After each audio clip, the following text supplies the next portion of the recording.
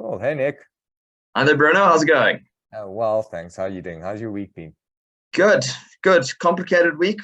One of those rare occasions I had to get my own attorney to represent me for a little bit, but luckily Nice. that's sorted out.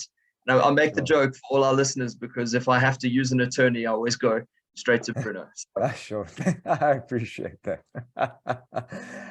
So you're working from home today. I love that wall that you have there. I thank you. remember you telling me that's a COVID wall, isn't it? That's my COVID ball. That's Yeah. 6 months in lockdown. I had to do something to keep myself Yeah. entertained in the evening. Looks So good. Looks there you go. really good. Cool. So we've got two questions today. I'm going to just acknowledge Cindy's question. So Cindy, we did get your question about a land dispossession and impact on current land ownership. It is a very full topic to have a discussion around. There's a lot of components.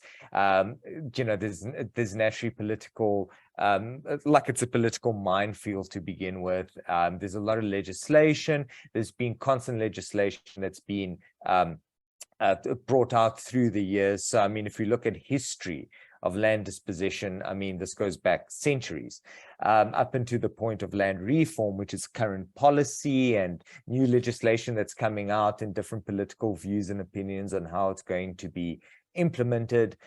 So impacting on current land ownership, it is what it is. I mean, our land ownership system is based on registration with the deeds registry. So if we look at it from a systematic point of view, where there's title deeds, there's ownership. Where title deeds still vest in the government, which is generally land that doesn't belong to any individual, would be land that the government owns, would belong to them. Are we speaking about now land reform? That's difficult because yes, there's complaints that title deeds aren't being passed along when they should be, or that government should give away the land. But that's obviously a very intense, full conversation. So the short answer to the question is, can I give you history? Not in a short period of time, and not that I even have all that history. It's just that complex. How does it impact current land ownership? How did land dispossession in the past impact current land ownership? Again, that is a political view. It's, are people owners of lands? They should be. Well, that's why you have the land claims court and all these reform regulations and legislation. So sorry, Cindy, I hope that feeds the answer a little bit.